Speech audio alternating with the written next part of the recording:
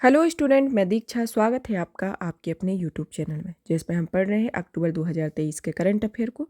अक्टूबर 2023 के current affair की जो श्रृंखला है वह विजन आईएएस की मैगजीन पर आधारित है, जिसके अंतर्गत अभी तक हमने जनवरी 2023 से फरवरी मार्च, अप्रैल, मई, जून, जुलाई, अगस्त, सितंबर तक के करंट अफेयर को कंप्लीट किया हुआ है। टोटल इन महीनों के करंट अफेयर को कंप्लीट किया हुआ है। आज का जो करंट अफेयर है वह अक्टूबर माह का रहेगा। अक्टूबर माह के अंतर्गत भी उसी तरीके का पैटर्न फॉलो किया जाएगा जिस तरीके से पहले पढ़ते आ रहे हैं कि सबसे पहले पॉलिटी का करंट अफेयर कंप्लीट किया, पॉलिटी के साथ फिर बाद में इंटरनेशनल रिलेशन का करेंगे, फिर इकोनॉमी का, मतलब कि प्रत्येक सब्जेक्ट का टॉपिक जो इसमें टोटल 10 टॉपिक दिए गए रहते हैं इस मैगजीन के अंतर्गत, उन सबको कंप्लीट किया जाता है।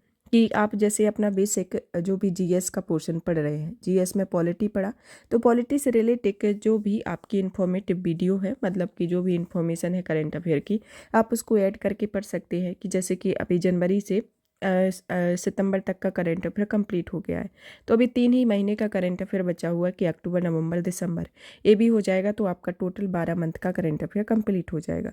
तो 1 साल का करंट अफेयर कंप्लीट करने के लिए आप क्या करेंगे कि जो भी इसके मैगजीन के प्रत्येक वीडियो दिए गए हैं, जैसे पॉलिटी का है, इंटरनेशनल रिलेशन का, तो प्रत्येक वीडियो आप देख देख के अपने करंट अफेयर को कंप्लीट कर लेंगे। क्योंकि कोई भी वीडियो 1 घंटे या 1.5 घंटे से ज़्यादा की नहीं है, मैक्सिमम 1.5 घंटे की है। कि आप एक सब्जेक्ट को, अपने 1 मंथ के करंट अफेयर को एक सब्जेक्ट के वाइज आप 1 घंटे में कवर कर लेंगे। और प्रत्येक सब्जेक्ट का देखेंगे तो आपका ये डीप में, मतलब पूरा फुल डिटेल में करंट अफेयर भी कंप्लीट हो जाएगा। चलिए तो देखते हैं इस अक्टूबर माह के अंतर्गत क्या समसाम की घटनाक्रम रहा। तो सबसे पहले तो इसके टॉपिक को जान लेते हैं कि इसके अंतर्गत कौन कौन से टॉपिक दिए गए हैं। फिर उसके बाद टॉपिक के बाद उसके सब टॉपिक को जानेंगे और एक एक तक करके विस्तृत में पढ़ेंगे। चलिए तो सबसे पहले हमारा क्या कौन सा टॉपिक आता है, इसमें आता है राज्य व्यवस्था एवं शासन के अंतर्गत राज्य व्यवस्था एवं शासन आता है। इसी तरीके से इसमें दूसरा आता है राज्य व्यवस्था एवं शासन के अंतर्गत, फिर आता है अंतर्राष्ट्रीय संबंधों के बारे में। अंतर्राष्ट्रीय संबंधों के बाद अर्थव्यवस्था का टॉपिक आता है। इसी के साथ ही आपका अर्थव्यवस्था के बाद आता है पर्यावरण का टॉपिक आएगा, सुरक्षा का टॉपिक आएगा। फिर आता है इसके बाद विज्ञान एवं प्रौद्योगिकी, सामाजिक मुद्दे, विज्ञान प्रौद्योगिकी, नीति शास्त्र, संस्कृति और सुर्खियों में रही योजनाओं के संदर्भ में इसमें मैगजीन में दिया रहता है। तो ये टोटल आपके 10 टॉपिक रखते हैं, जिसमें टॉपिक के अकॉर्डिंग आप प्रत्येक मंथ की मैगजीन से इसको कवर करेंगे। तो आपका 1 साल का करंट अफेयर हो जाएगा। और 2024 का एग्ज़ाम टारगेट करके आप पढ़ रहे हैं, तो आपका जनवरी से आप जून तक का, मतलब कि मई में जो एग्ज़ाम है वो तब जब तक का करंट अफेयर को कंप्लीट कर लेंगे तो आपका पूरा 1.5 साल का करंट अफेयर कंप्लीट हो जाएगा, जिससे आपका कोई भी क्वेश्चन करंट अफेयर का नहीं छूटेगा। ये जो 2024 का टारगेट कर रहे हैं, तो इसमें जनवरी से आपका दिया गया है। आपका और भी आगे विगत वर्षों का कंप्लीट कराया जाएगा, और जो अभी कंप्लीट हो चुका है उसकी आप वीडियो प्लेलिस्ट में जाके प्रत्येक मंथ का दिया गया है, तो उसको आप फुल डिटेल में देख सकते हैं। चलिए तो सबसे पहले तो हमारा आज का जो टॉपिक है पॉलिटी के अंतर्गत इसके सब टॉपिक देख लेते हैं कि इसमें कौन कौन से टॉपिक हैं जिनके बारे में आज हमें पढ़ना है। तो इसमें आता है पॉलिटी एवं गवर्नेंस के बारे में। राज्य व्यवस्था एवं शासन के अंतर्गत हमारा आज का जो पहला टॉपिक आएगा कि उसमें पढ़ेंगे शहरी स्थानीय निकायों का क्षमता निर्माण के बारे में, राजनीति के अपराधीकरण के बारे में, कानूनी निर्माताओं के संसदीय विशेषाधिकार के बारे में, अंतर्राज्यीय जल विवाद के बारे में, अंतर्राज्यीय जल विवाद, फिर सार्वजनिक सेवा वितरण में प्रौद्योगिकी की भूमिका, भारत में उपभोक्ता संरक्षण, अनुसूचित जनजाति, अन्य परंपरागत वन निवासी अधिकारों की मान्यता अधिनियम और 2006 या वन अधिकार अधिनियम के बारे में। फिर इसके अंतर्गत संक्षिप्त सुर्खियों को पढ़ेंगे, जिसमें आता है गैर कानूनी गतिविधियाँ 1967 के तहत गैर कानूनी संगठन के बारे में। फिर आता है प्रथम सूचना रिपोर्ट का ऑनलाइन पंजीकरण, आधार विश्व की सबसे भरोसेमंद डिजिटल आईडी के बारे में पढ़ेंगे। ये आईडी है केंद्र सरकार, इसके बारे में। केबल टेलीविजन नेटवर्क के बारे अधिनियम के बारे में, जो कि 1995 में आया, इसके अंतर्गत। और सरना संहिता के बारे में पढ़ेंगे। तो ये सब इसके मुख्य टॉपिक रहेंगे कि इन सभी टॉपिक के अंतर्गत आज इसको कवर किया जाएगा, जो कि पॉलिटी के संदर्भ में है। चलिए तो शुरू करते हैं हमारे इस पॉलिटी के सेक्शन को, जिसमें आज का हमारा जो पहला टॉपिक है शहरी स्थानीय निकायों की क्षमता निर्माण के बारे में पढ़ेंगे। और इसकी जो PDF है हमारी यूट्यूब जो टेलीग्राम चैनल है UPSC PSC विद दीक्षा पर आपको अवेलेबल होगी, जिस पर जाके आप इसको डाउनलोड कर सकते हो और इस मैगजीन को, इसके वीडियो देख सकते हो और उसके साथ भी उसको पढ़ सकते हैं। चलिए तो शुरू करते हैं हमारा पहला टॉपिक। टॉपिक है शहरी स्थानीय निकायों की क्षमता निर्माण के बारे में। शहरी स्थानीय निकायों की क्षमता निर्माण में पढ़ते हैं, जिसमें देखते हैं कि हाल ही में इनकी सुर्खियों में क्यों रहा है। कि हाल ही में क्षमता निर्माण आयोग ने आवासन और शहरी कार्य मंत्रालय के सहयोग से शहरी स्थानीय निकायों की क्षमता के निर्माण पर एक राष्ट्रीय कार्यशाला का आयोजन किया हुआ है, जिसका उद्देश्य क्या है कि पूरे भारत में यूएलबी क्षमता विकास के लिए एकीकृत दृष्टिकोण को बढ़ावा देना। तो हाल ही में क्षमता निर्माण आयोग ने आवास एवं शहरी कार्य मंत्रालय के सहयोग से शहरी स्थानीय निकायों के क्षमता निर्माण पर एक राष्ट्रीय कार्यशाला का आयोजन किया हुआ है। जिस कार्यशाला का उद्देश्य क्या है कि पूरे जो यूएलबी है, मतलब कि शहरी स्थानीय निकाय हैं, उनकी कार्य क्षमता या क्षमता विकास के लिए एकीकृत दृष्टिकोण को बढ़ावा देना है। इसके संदर्भ में इससे रिलेटेड प्रमुख तथ्यों को जानते हैं कि इसके अंतर्गत पहला तथ्य क्या आता है कि इसमें कौन कौन सी पहले स्टार्ट की गई हैं। इसके अंतर्गत 3 मुख्य पहलों की इस कार्यशाला में घोषणा की गई, जिसके अंतर्गत पहली आपकी पहल आती है, जिसमें बताया गया है कि यह आवासन और शहरी कार्य मंत्रालय की क्षमताओं को बढ़ाने के लिए वार्षिक क्षमता निर्माण योजना शुरू करेगा। दूसरा आता है कि 6 शहरी स्थानीय निकायों के बारे में आधार पर पायलट पर वार्षिक क्षमता निर्माण योजना से यह यूएलबी होंगे। मतलब शहरी निकाय होंगे, कौन कौन से होंगे, जिनका अहमदाबाद आएगा, भुवनेश्वर, मैसूर, राजकोट, नागपुर और पुणे आएंगे। 6 आएंगे, कौन कौन से, अहमदाबाद, भुवनेश्वर, मैसूर, राजकोट, नागपुर और पुणे। फिर आता है शहरी स्थानीय निकायों के लिए क्षमता निर्माण योजना करने हेतु एक व्यापक टूलकिट होगी, जिसका उद्देश्य यूएलबी की समृद्धि और विकास में मदद करने के लिए आवश्यक संसाधन उपलब्ध कराना है। तो इसके अंतर्गत ये 3 मुख्य पहलों की स्टार्ट हुई है, जिसमें पहली तो आई है कि आवासन एवं शहरी कार्य मंत्रालय की क्षमताओं को बढ़ाने के लिए वार्षिक क्षमता निर्माण योजना होना चाहिए। 6 यूएलबी के लिए पायलट आधार पर वार्षिक क्षमता निर्माण योजना की गई है, जिसमें अहमदाबाद, भुवनेश्वर, मैसूर, राजकोट, नागपुर और पुणे आता है। फिर आता है तीसरी मुख्य पहल कि यूएलबी के लिए क्षमता निर्माण योजना तैयार करने हेतु एक व्यापक टूल किट विकसित की गई है, जिसके अंतर्गत या जिसका उद्देश्य यूएलबी की समृद्धि और विकास में मदद करने के लिए आवश्यक संसाधन उपलब्ध कराना है। तो इसके अंतर्गत आता है। अब जानते हैं कि आखिर क्षमता निर्माण आयोग होता क्या है। क्षमता निर्माण आयोग के बारे में बात की गई है, तो इसके बारे में डिटेल को जानते हैं। क्षमता निर्माण आयोग की उत्पत्ति का गठन मतलब कि 2021 में राजपत्र द्वारा भारत के राजपत्र की अधिसूचना के जरिए किया गया था। इसके बारे में जाने कि यह एक स्वतंत्र निकाय के रूप में गठित किया गया है और जिसको पूरी तरह से कार्यकारी और वित्तीय स्वायत्तता प्राप्त है, जिसमें यह राष्ट्रीय सिविल सेवा क्षमता निर्माण में मिशन कर्मयोगी का प्रमुख घटक है और यह कार्मिक और प्रशिक्षण विभाग द्वारा आयोग की सहायता की जाती है, जिसका उद्देश्य सहयोगात्मक एवं साझा नजरिया अपनाते हुए विश्वसनीय एवं समान दृष्टिकोण वाले क्षमता निर्माण को आकार देना है। और इसकी संरचना में यह एक अध्यक्ष और 2 सदस्य होते हैं और अध्यक्ष और सदस्यों की सेवा शर्तें समय समय पर अधिसूचित की जाती हैं। इसके सचिवालय में यह भारत सरकार के संयुक्त ग्रेड का एक अधिकारी इसका सचिव होता है और सचिवालय में समय समय पर आवश्यकता के अनुसार अनुमोदित कर्मचारी भी कार्य करते हैं। इसके कार्य एवं जिम्मेदारियों को देखा जाए तो यह सरकारी विभागों, संगठनों और एजेंसियों के साथ उचित समन्वय स्थापित करना ताकि क्षमता में सुधार और साझा के निर्माण के लिए सामंजस्यपूर्ण दृष्टिकोण विकसित किया जा सके। और इसमें लक्ष्य की प्राप्ति के साथ सिविल सेवाओं की स्थिति को हर साल मानव संसाधन रिपोर्ट तैयार करना और सरकारी सेवाओं में कार्यरत मानव संसाधनों को ऑडिट करना है। तो यह सीबीसी के बारे में। अब जानते हैं शहरी निकाय स्थानीय निकायों के बारे में। शहरी स्थानीय निकाय वह होते हैं जो लघु आकार वाले स्थानीय निकाय होते हैं। इनका एक निश्चित आकार एवं परिभाषित आबादी वाले शहर या कस्बे को प्रसंस्कृत या प्रशासित या प्रबंधित करते हैं। शहरी शासन में संविधान को राज्य सूची की प्रविष्टि संख्या 5 का विषय और राज्य सूची के विषय होने के आधार पर यूएलबी की प्रशासनिक ढांचा और कानूनी अलग अलग राज्यों में अलग अलग होती है। 74वें संविधान संशोधन 1992 के तहत शहरी स्थानीय निकायों को औपचारिक रूप से सरकार के तीसरे रूप में मान्यता दी गई है और इसके अंतर्गत 74वें संविधान संशोधन में 3 प्रकार के यूएलबी के गठन का प्रावधान किया गया है, जिसमें आता है नगर पंचायत, नगर पालिका परिषद और नगर निगम। नगर पंचायत के अंतर्गत वह क्षेत्र आता है जो वह ग्रामीण क्षेत्र से शहरी क्षेत्र में परिवर्तित हो रहे क्षेत्र आते हैं और नगर पालिका परिषद के अंतर्गत छोटे शहरी क्षेत्र आते हैं और नगर निगम के अंतर्गत बड़े शहरी क्षेत्र आते हैं।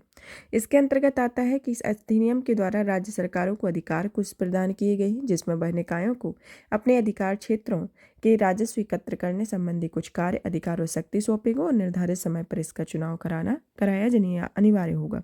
यूएलबी के कार्यों को निम्नलिखित शामिल है, जिसमें आता है कि यह नगर निकायों नगर नियोजन में शहरी नियोजन भी शामिल है, भूमि उपयोग या भवनों, सड़कों या पुलों के निर्माण का विनिमय करते हैं, शहरी गरीबी और उन्मूलन आदि इसके अंतर्गत शामिल होते हैं। अब जानते हैं इसके संदर्भ में कि यूएलबी की क्षमता निर्माण की आखिर आवश्यकता क्यों पड़ी। तो इसके संदर्भ में जानते हैं कि इसमें बॉटम अप दृष्टिकोण या योजना निर्माण की क्षेत्रीय आकांक्षाओं और आर्थिक या सामाजिक विकास को पूरा करने के लिए। फिर इसके बाद आता है कि भारत में शहरी क्षेत्र केंद्र देश के लिए विकास के इंजन के रूप में कार्य करता है और देश की आर्थिक समृद्धि के लगभग 2/3 का योगदान होता है।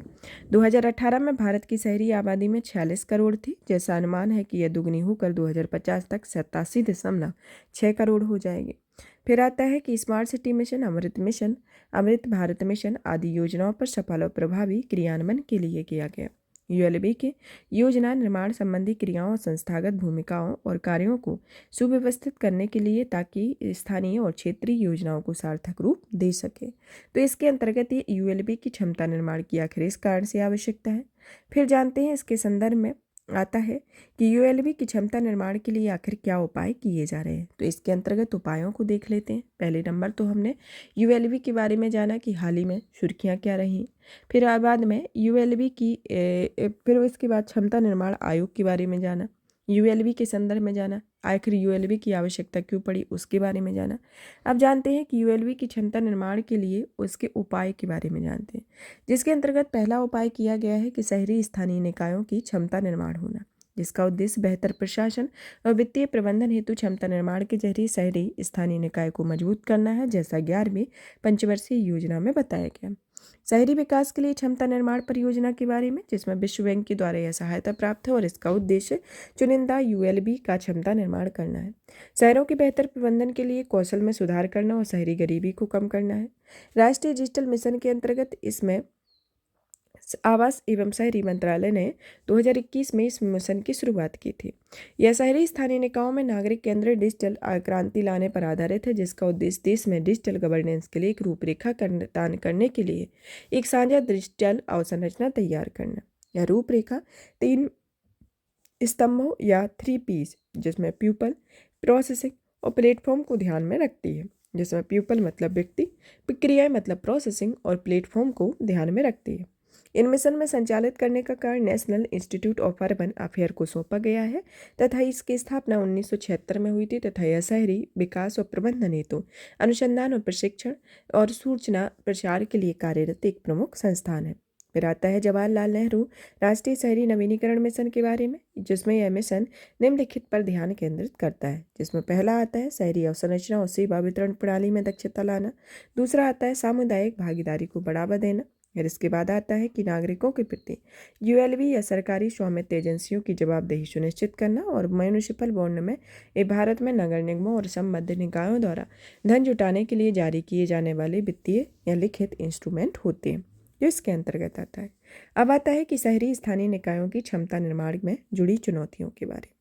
इसके अंतर्गत पहली चुनौती आती है कि कौशल की कमी होना, कि सही कार्यों और नगरपालिका सेवाओं के प्रबंधन में लगे कर्मियों में विशेष प्रकार के कौशल का अभाव रहता है और विशेषकर सामाजिक आर्थिक नियोजन, स्थानीय संधारणीय शहरी नियोजन, वित्तीय प्रबंधन और ई गवर्नेंस जैसे क्षेत्रों में कौशल शामिल होता है।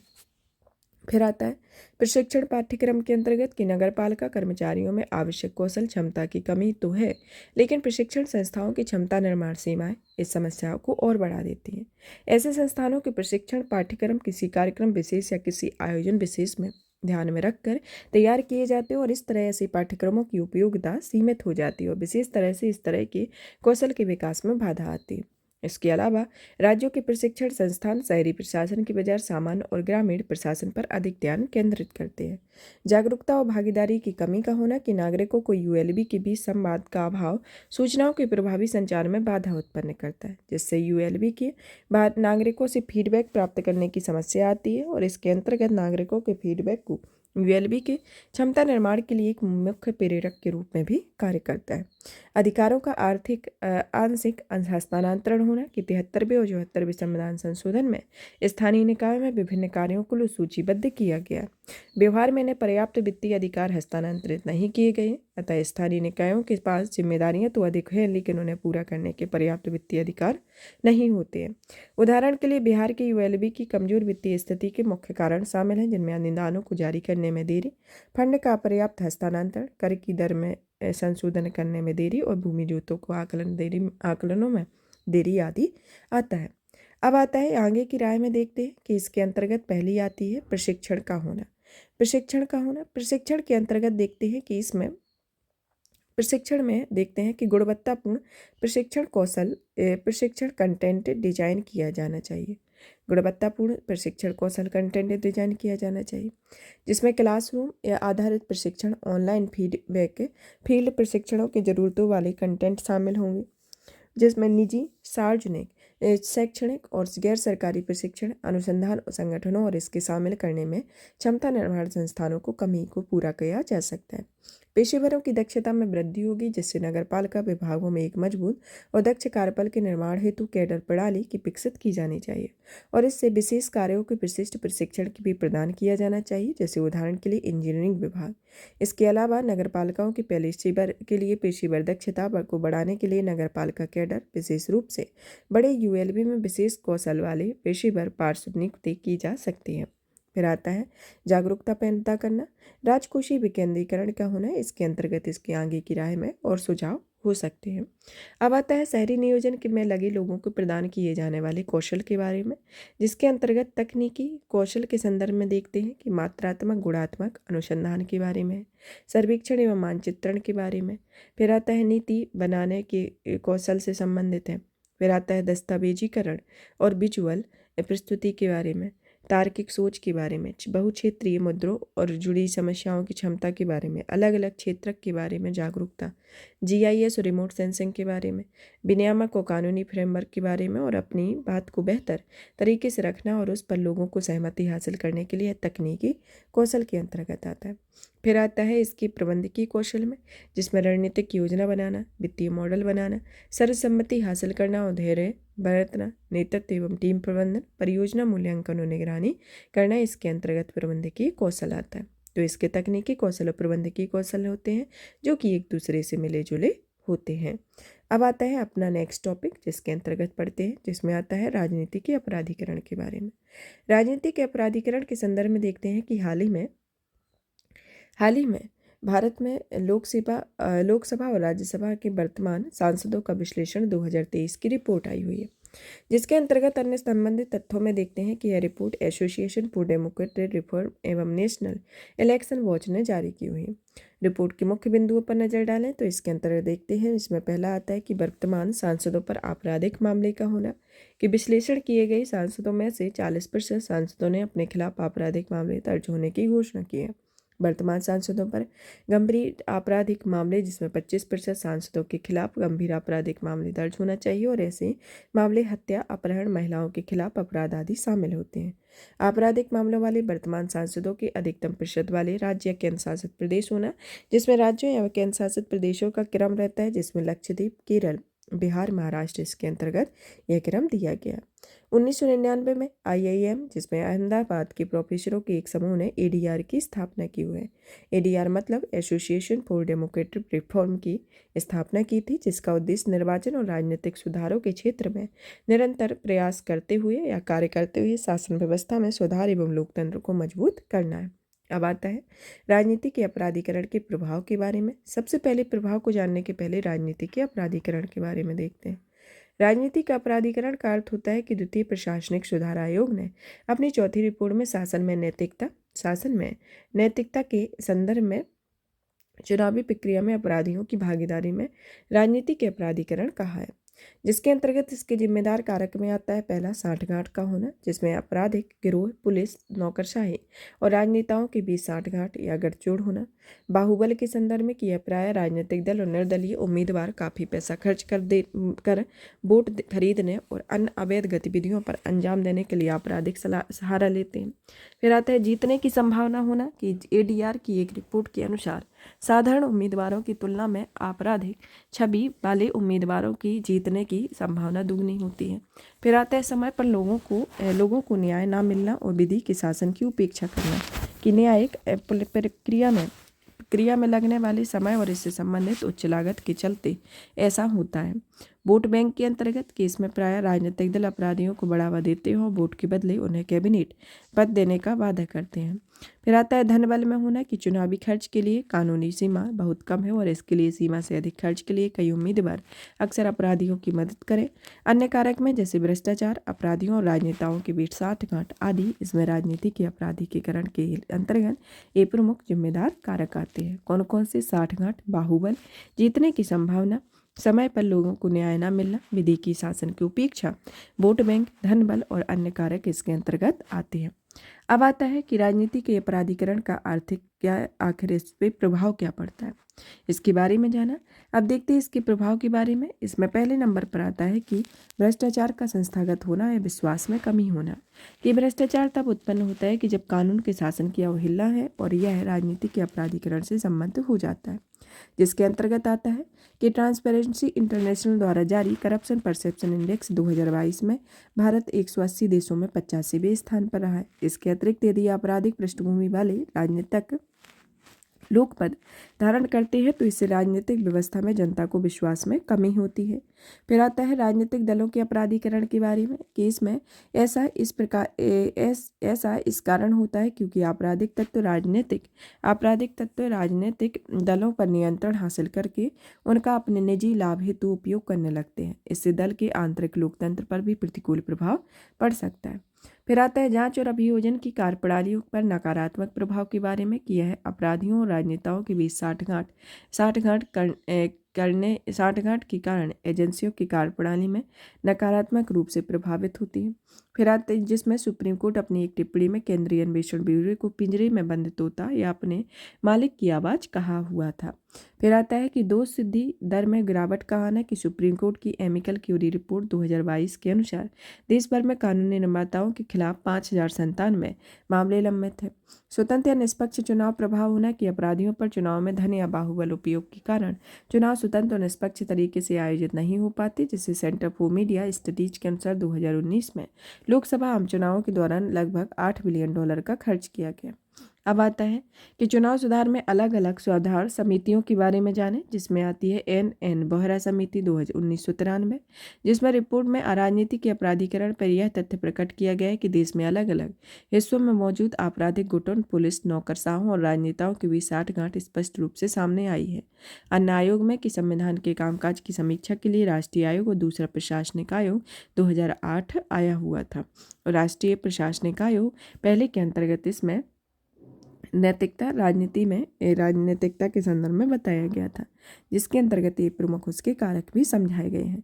अब आता है कि राजनीति के अपराधीकरण को उपाय को रोकने के संदर्भ में जाने कि इसके अंतर्गत क्या क्या उपाय किए गए हैं, जिसमें पहला आता है कि कानूनी उपाय के अंतर्गत आता है कि यह लोक प्रतिनिधित्व अधिनियम 1951 की धारा 8(3) के अनुसार कोई भी कानून निर्माता जिसे कम से कम 2 वर्ष की सजा सुनाई गई है वह दोषी ठहराए जाने की स्थिति में सदन की सदस्यता के लिए अयोग्य माना जाएगा। साथ ही ऐसे व्यक्ति को सजा पूरी होने पर तिथि 6 वर्ष तक चुनाव लड़ने के लिए प्रतिबंधित होगी। इस प्रकार अयोग्यता को संविधान के अनुच्छेद 102 के क्लॉज 1 के अंतर्गत उपबंधित किया गया है, जिसमें यह प्रावधान किया गया है कि संसद द्वारा पारित कानून के तहत सांसदों को अयोग्य घोषित किया जाएगा।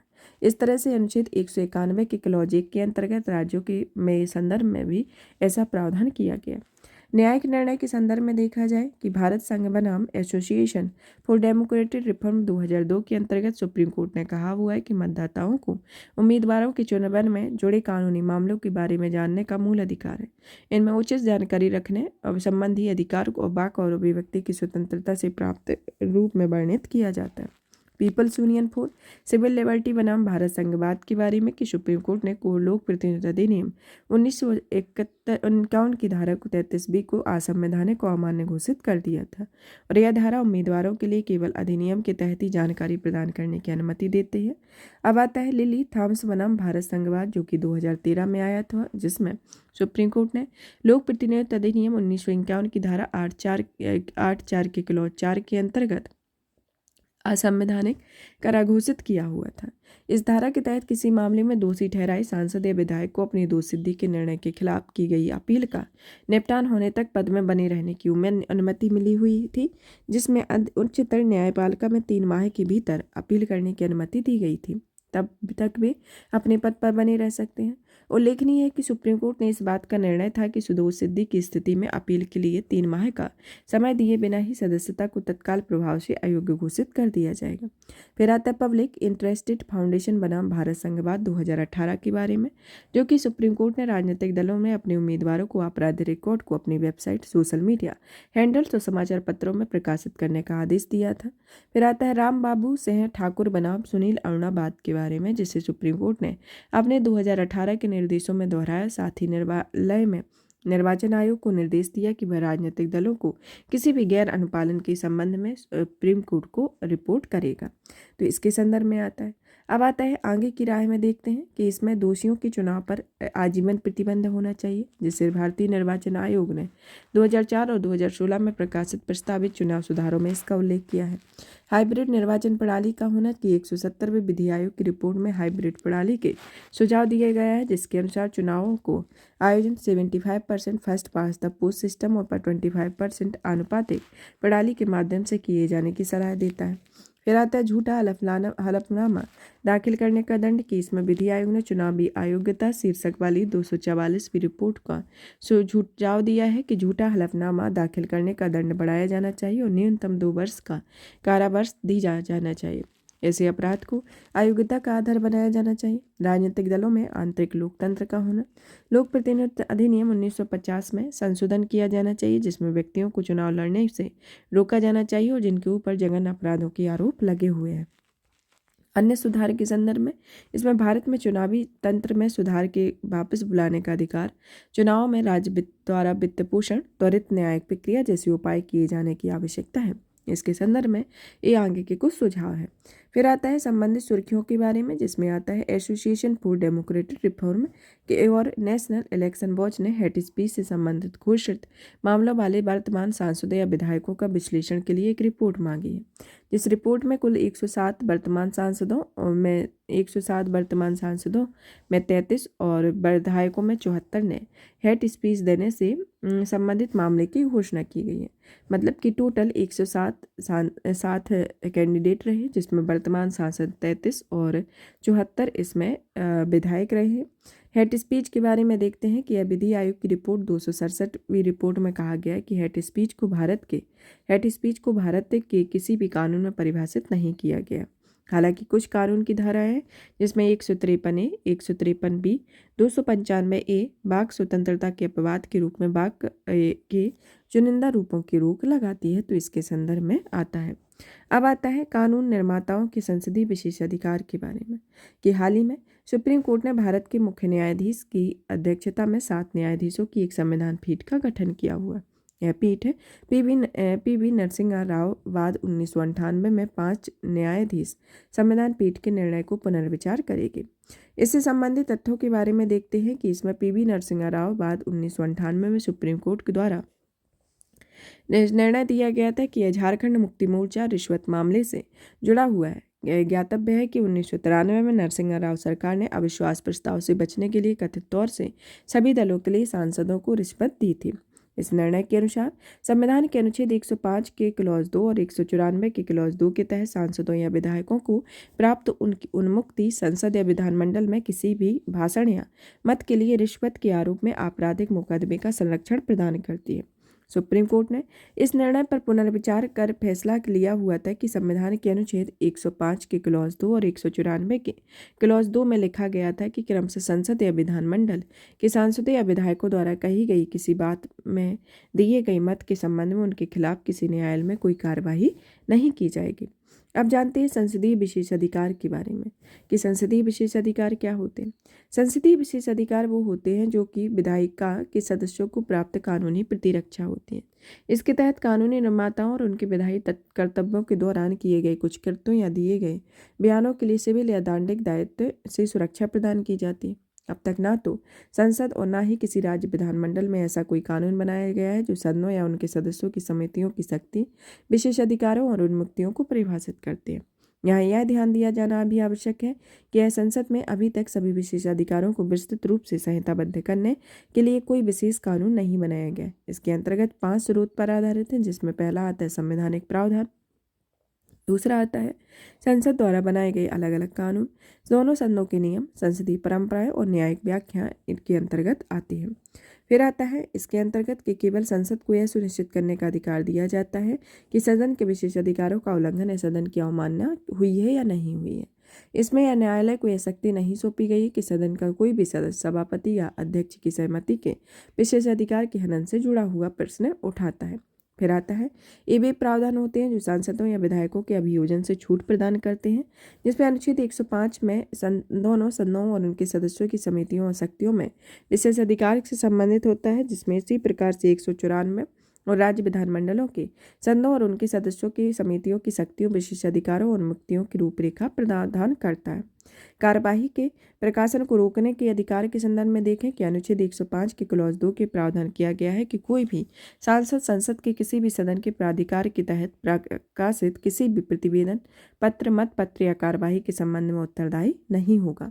अनुच्छेद 194 के क्लॉज 2 के अंतर्गत देखा जाता है कि राज्य के विधानमंडलों के सदस्यों के लिए समान प्रतिनिधि प्रावधान किया गया है।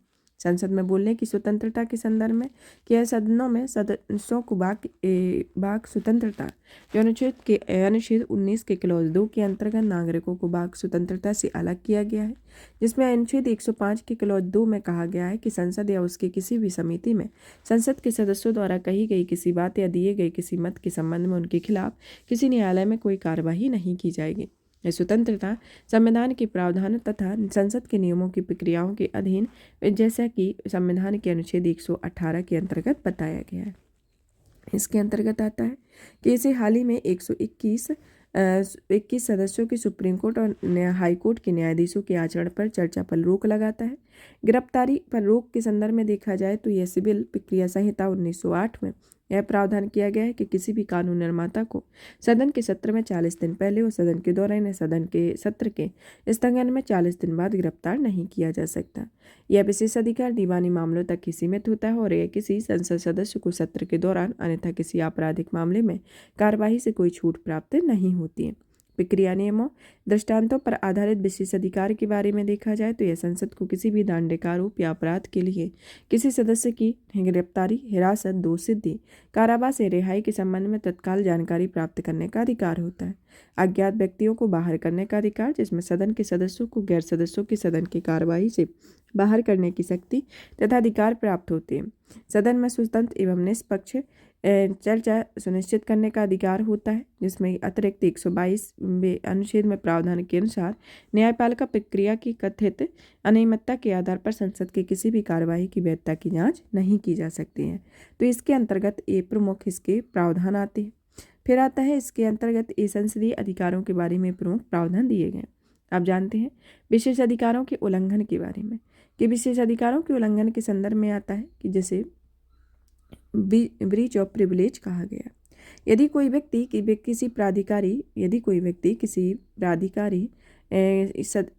व्यक्ति किसी सदस्य या सदन के संसदीय विशेष अधिकार की उपेक्षा या उसे कमजोर करता है तो उसे विशेष अधिकार का हनन कहा जाता है।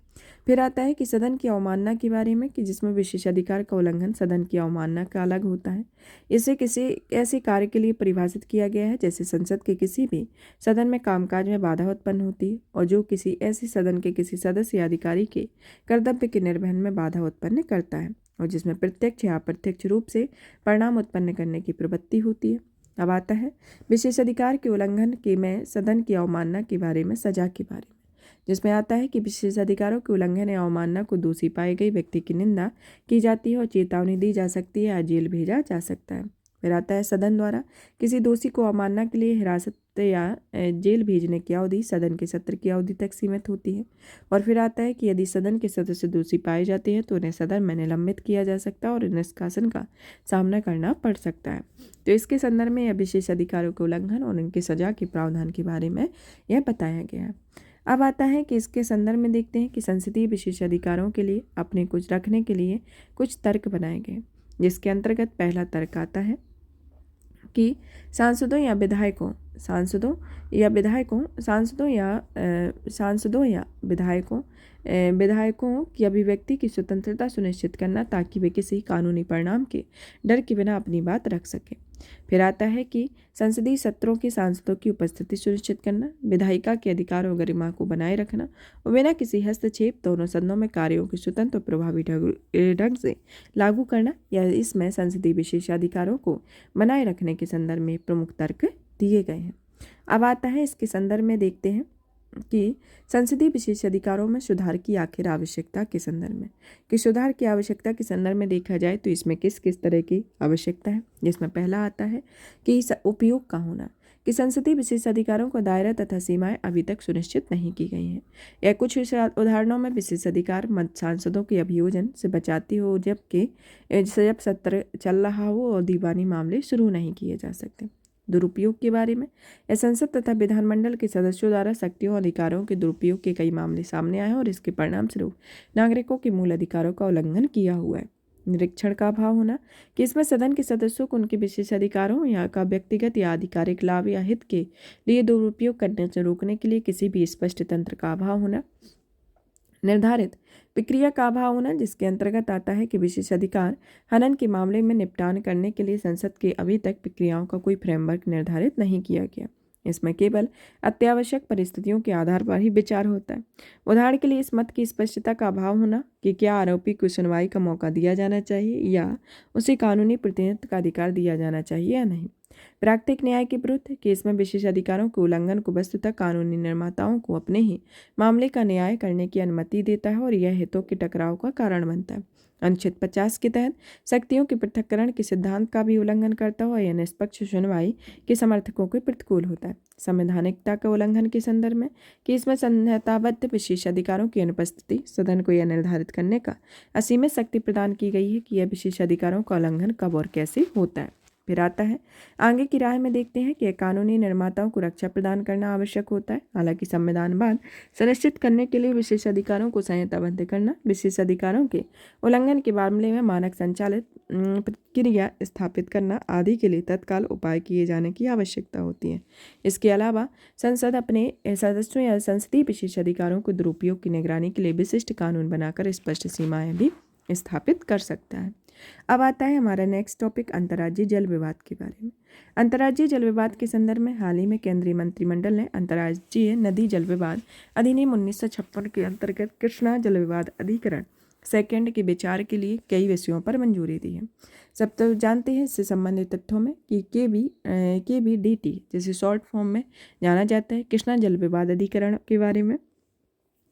KBDT सेकंड अविभाजित आंध्र प्रदेश को आवंटित किए गए कृष्णा नदी के जल को तेलंगाना और आंध्र प्रदेश में वितरित करने के निर्णय देता है। इसमें जानता है कि कृष्णा पूर्व की ओर प्रवाहित होने वाली नदी है। इसका उद्गम महाराष्ट्र के महाबलेश्वर में हुआ है। यह महाराष्ट्र, कर्नाटक, तेलंगाना, आंध्र प्रदेश से होकर बहती और अंत में बंगाल की खाड़ी में विलीन हो जाती है।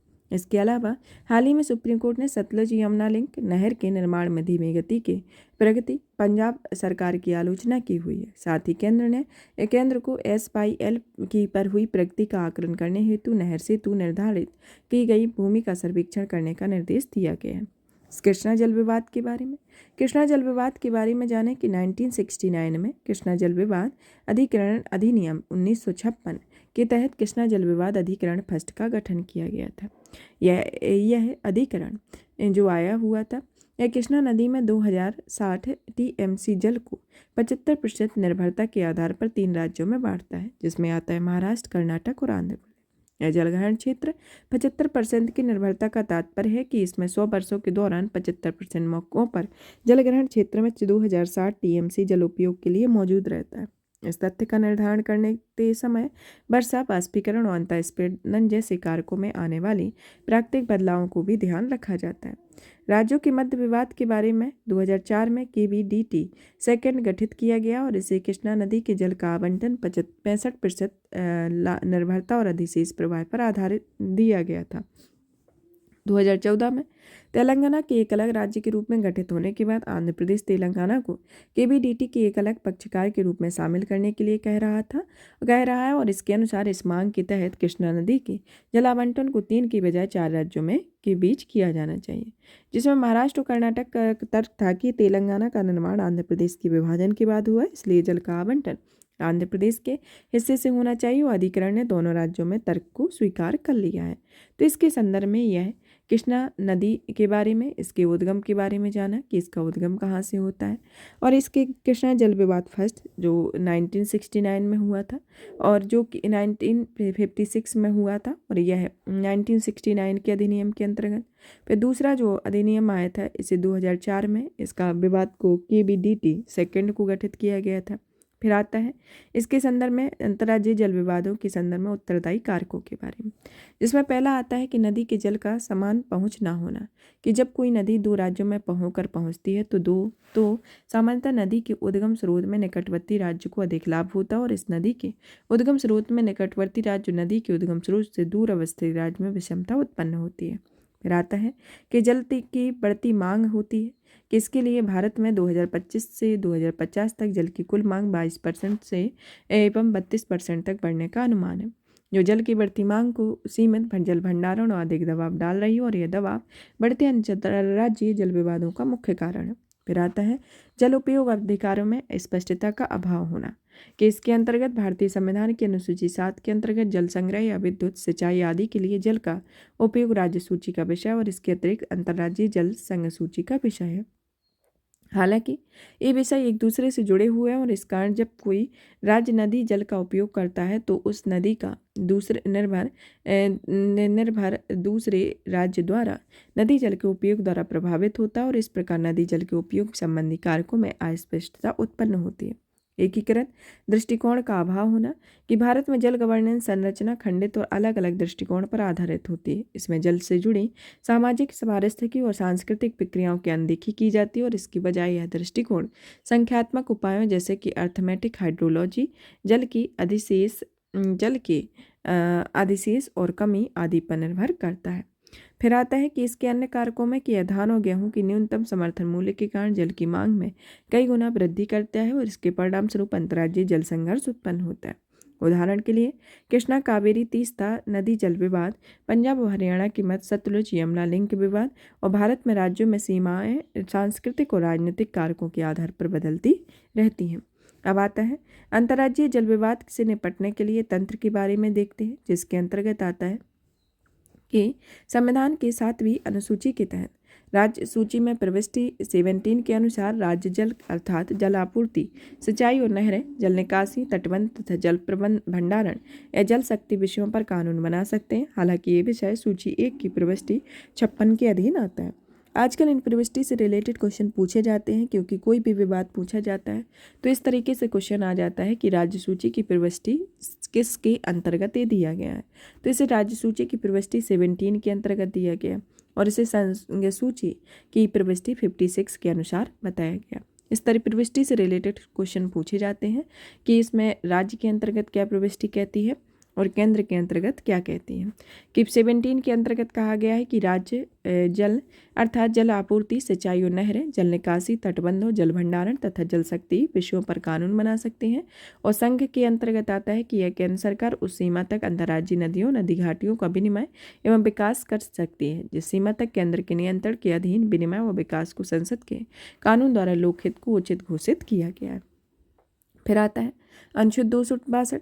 अनुच्छेद 262 के लिए उपबंध किया गया है कि संसद कानून द्वारा किसी अंतर्राज्यीय नदी या नदी घाटी के जल के उपयोग, वितरण या नियंत्रण के संबंध में किसी भी विवाद या शिकायत के न्याय निर्णय का प्रावधान करती है और अनुच्छेद 262 द्वारा प्रदत्त शक्ति का उपयोग करती है। संसद ने 2 कानून बनाए हुए हैं, जिसमें पहला आता है अंतर्राज्यीय जल विवाद अधिनियम 1956, जिसमें कानून के अंतर्गत यदि एक राज्य सरकार किसी अन्य राज्य सरकार के साथ जल विवाद है तो वह विवाद के समाधान हेतु अधिकरण के पास भेजने के लिए केंद्र सरकार को अनुरोध कर सकती है। और नदी बोर्ड अधिनियम 1956 के अंतर्गत कहा गया है कि इसका निर्माण अंतर्राज्यीय नदियों तथा नदी घाटियों के विनिमय एवं विकास के लिए केंद्र सरकार द्वारा नदी बोर्ड का गठन किया गया था।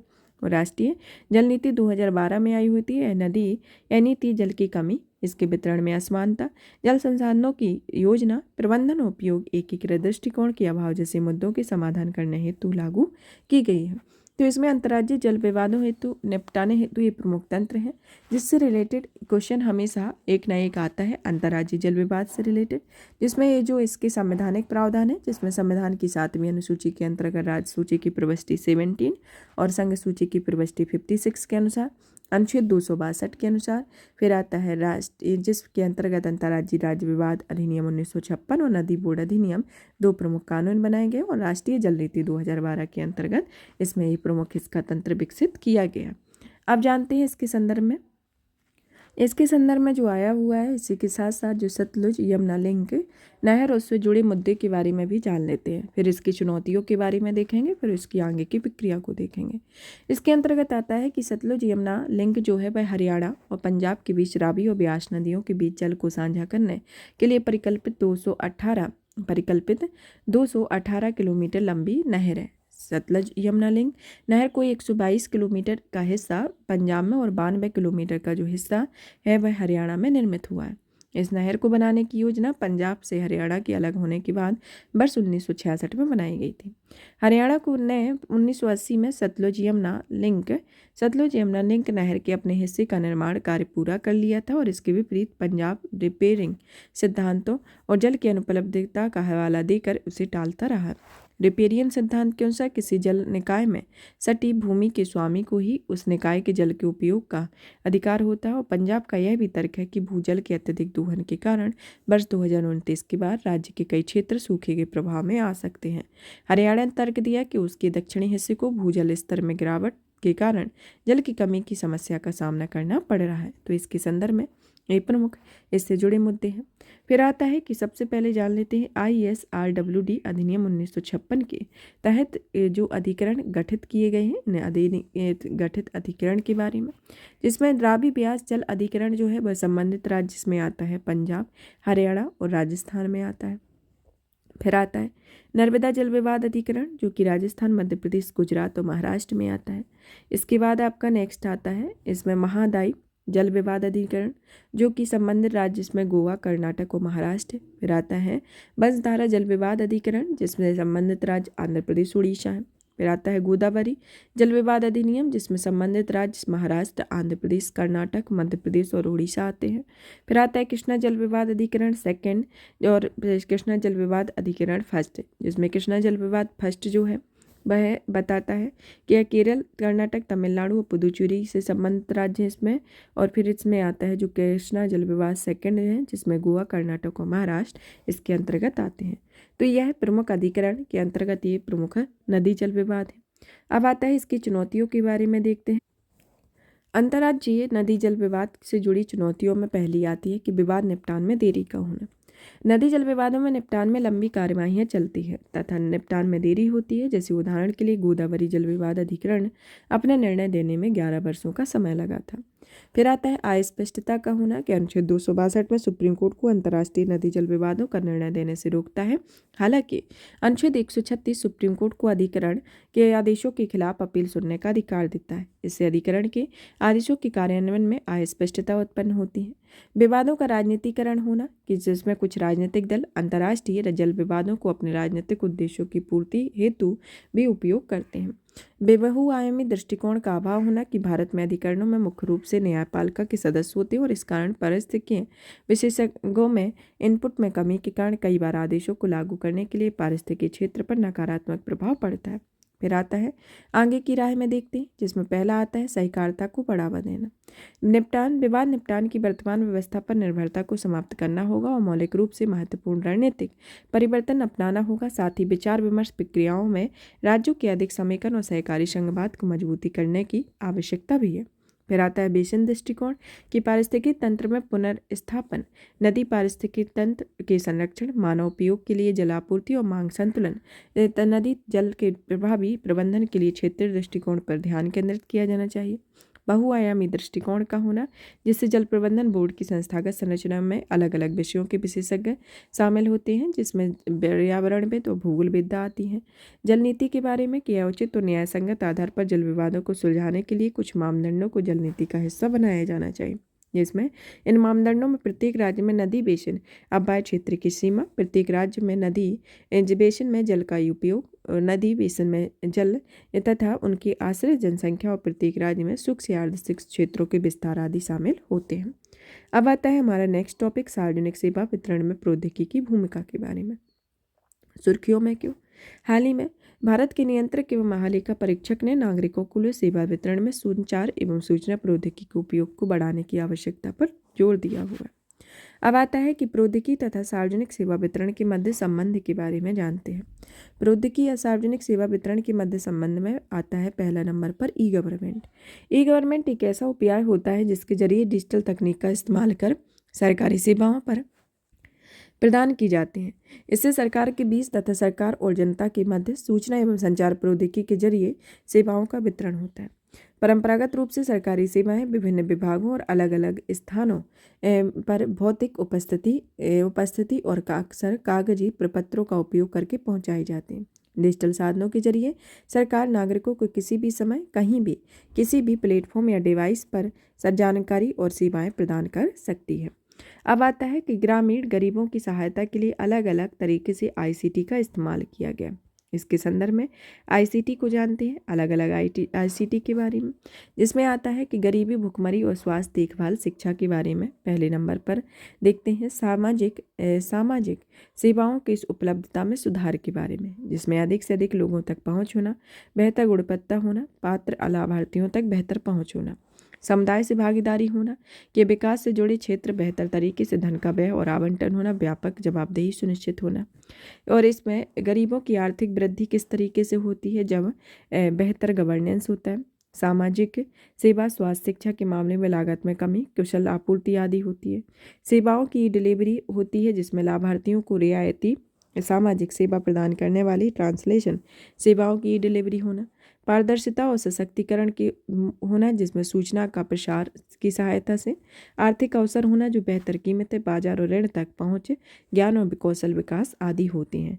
ये सब एक दूसरे से इंटरकनेक्ट होते हैं, मतलब कि एक आईसीटी के द्वारा, जिसमें नीचे से ऊपर की ओर इसको दिखाया गया है, जो एक दूसरे से इस प्रारूप में जुड़े हुए रहते हैं कि इस तरीके से इसको दिखाया गया है कि इस तरीके से ये यहाँ से, इसमें एक सिंबल यहाँ से और एक सिंबल इस तरीके से है कि यह बेहतर गवर्नेंस, सेवाओं की ई डिलीवरी, पारदर्शिता और सशक्तिकरण, आर्थिक अवसर, ये सब सामुदायिक विकास के संदर्भ में भी है। गरीबों की आय में वृद्धि और सामाजिक सेवाओं में उपलब्धता में सुधार के संदर्भ में भी दिया गया है।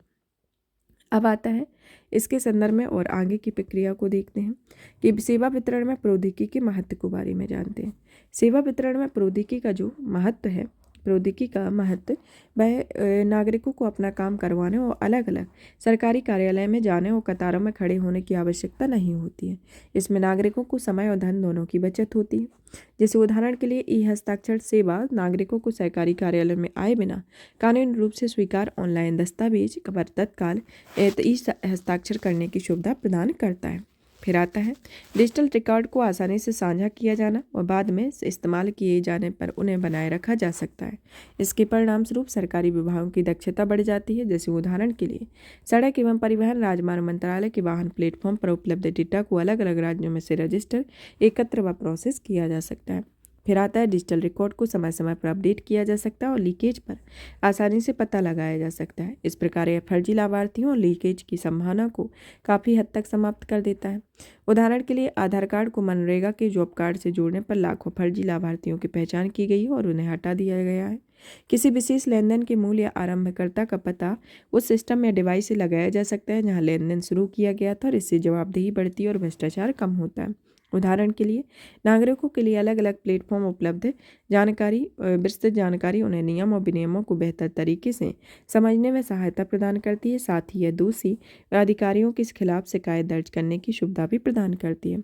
अलग अलग स्रोतों से प्राप्त डेटा को आपस में जोड़कर बेहतर लोक नीतियों का निर्माण किया जा सकता है। जैसे उदाहरण के लिए पैन कार्ड और आधार कार्ड को आपस में लिंक करने से एक निश्चित आय सीमा से अधिक आय अर्जित करने पर व्यक्तियों का डेटा एकत्र करके सरकारी राजकोष बढ़ाने में मदद मिलती है और इससे कर राजस्व में वृद्धि के साथ काले धन में कमी में भी कम मदद मिलती है। या सेवा वितरण में प्रौद्योगिकी के महत्व के बारे में। फिर आता है कि सेवा वितरण में प्रौद्योगिकी इस्तेमाल में चुनौतियों के बारे में, जिसके अंतर्गत आता है कि देश में आज भी लोगों के मध्य डिजिटल डिवाइस बना हुआ है। अधिकांश लोग अभी भी डिजिटल प्रौद्योगिकी और इनके उपयोग के से अवगत नहीं है। सरकार ने कुशल कार्यबल की कमी होना कि इसके परिणाम स्वरूप बड़े पैमाने पर प्रौद्योगिकी का अपनाना कठिन हो जाता है। फिर आता है साइबर सुरक्षा के समक्ष खतरा होना, जो कि अत्यधिक चिंता का विषय है। इसलिए ये सेवाएं सरकार या जनता की महत्वपूर्ण डेटा को नियंत्रित करती हैं। देश के कई सरकारी संस्थानों में पर्याप्त डिजिटल अवसंरचना का अभाव होना और अधिकतर सेवाओं के आपसी जुड़ाव का अभाव होना, जिससे सामूहिक नेटवर्क के स्थान पर पृथक नेटवर्क में कार्य करने पर विवश करता है। आगे की राय में देखते हैं कि इसमें आता है कि डिजिटल साक्षरता को बढ़ावा देना और इसमें समाज के लोगों को लाभों को स्पष्ट करना, आवश्यकता की पूर्ति के लिए अलग अलग कौशल कार्यक्रमों के जरिए कुशल कार्यबल को निर्माण करना, देश में डेटा सुरक्षा बढ़ाने के लिए कानूनी ढांचा निर्माण करना, देश में साइबर सुरक्षा अवसंरचना को मजबूत करना चाहिए, सेवाओं के दायरे को व्यापक बनाने के लिए डिजिटल अवसंरचना में सुधार करना चाहिए और सेवाओं में आपसी जुड़ाव में वृद्धि करना चाहिए। इसके संदर्भ में आता है। अब आता है कि इसके में नेक्स्ट टॉपिक आता है भारत में उपभोक्ता संरक्षण के बारे में। हाल ही में सुर्खियों में क्यों रहा कि कुछ रिपोर्ट से पता चला है कि उपभोक्ता संरक्षण आयोग ने के समक्ष लंबित मामलों की संख्या में गिरावट आई है और दिसंबर 2022 में यह लंबित मामला 5.55 लाख थी, जो कि सितंबर 2023 में घटकर यह 5.45 लाख हो गई है। अब आता है इसके संदर्भ में उपभोक्ता अधिकार और उपभोक्ता के दायित्व के बारे में जानते हैं। उपभोक्ता अधिकार के बारे में जानते हैं तो उपभोक्ता अधिकार जो है उपभोक्ता संरक्षण अधिनियम द्वारा प्रदत्त है, जिसके अंतर्गत सूचना का अधिकार, सुनवाई का अधिकार, उपभोक्ता शिक्षा अधिकार, सुरक्षा का अधिकार, चयन का अधिकार और शिकायत निवारण अधिकार इसके अंतर्गत आते हैं। अब आता है उपभोक्ताओं के दायित्व के बारे में, जिसमें उपभोक्ताओं को अलग अलग दायित्व दिए गए हैं। जिसमें उपभोक्ताओं के दायित्व के बारे में आता है पहले नंबर पर कि इसमें उपभोक्ताओं को अपनी अधिकारों के उपयोग अवश्य करना चाहिए। खरीदारी करते समय उपभोक्ता को सावधान रहना चाहिए। फिर इसके बाद आता है कि वास्तविक समस्याओं की शिकायत दर्ज करानी चाहिए। उपभोक्ताओं को गुणवत्ता के प्रति जागरूक होना चाहिए। लोक लुभावन विज्ञापनों से प्रभावित नहीं होना चाहिए। सतर्क उपभोक्ताओं की जांच परख कर खरीदारी करनी चाहिए और खरीदारी करने के बाद बिल अवश्य मांगना चाहिए। तो यह उपभोक्ताओं के दायित्व है, जिसके अंतर्गत आपको ये फुलफिल करना होता है। उपभोक्ता अधिकार जो है वह उपभोक्ता संरक्षण अधिनियम द्वारा प्रदत्त ये अधिकार आते हैं। अब आता है कि उपभोक्ता किसे कहा जाता है, आखिर उपभोक्ता होते कौन है। उपभोक्ता संरक्षण अधिनियम 2019 के अंतर्गत उपभोक्ता वह व्यक्ति कहलाता है जो किसी वस्तु या सेवा को खरीदने या प्राप्त करने के लिए भुगतान करता है, भुगतान करने का वचन देता है या कुछ हिस्से का भुगतान करता है, कुछ हिस्से का भुगतान करने का वचन देता है या भविष्य में भुगतान करने के लिए अनुबंध करता है। अब आता है कि यह इलेक्ट्रॉनिक माध्यमों से या टेली शॉपिंग या डायरेक्ट सेलिंग या मल्टी लेवल मार्केटिंग के जरिए खरीदे या प्राप्त किए गए ऑफलाइन या ऑनलाइन दोनों तरह के लेन देन होते हैं। हालांकि कोई वस्तुओं को पुनः बेचने या उसका वाणिज्यिक उपयोग करने के लिए खरीदता है या सेवाओं का लाभ उठाता है तो उसे उपभोक्ता नहीं माना जाता। साथ ही CPA 2019 के दायरे में नहीं आता है। अब आता है कि आखिरकार भारत में उपभोक्ता संरक्षण की आवश्यकता क्यों पड़ी, कि आखिरकार भारत में इसकी आवश्यकता क्यों पड़ी। इसके संदर्भ में जानते हैं कि तथ्यों पर आधारित विकल्प का होना। तथ्यों पर आधारित विकल्प के संदर्भ में कि यह बाजार में नकली या खराब गुणवत्ता वाली उत्पादों की आपूर्ति में वृद्धि हुई है। ऐसे में CPA अपने नियमों का पालन कराकर उत्पादों में जुड़ी सूचनाओं का प्रचार प्रसार करता है।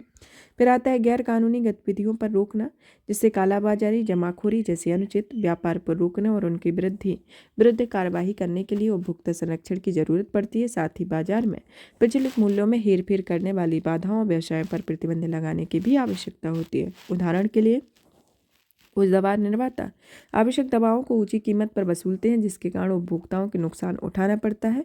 इसके अलावा कुछ दवा निर्माता अपने पेटेंट अधिकारों का दुरुपयोग करके उपभोक्ताओं का शोषण करते हैं।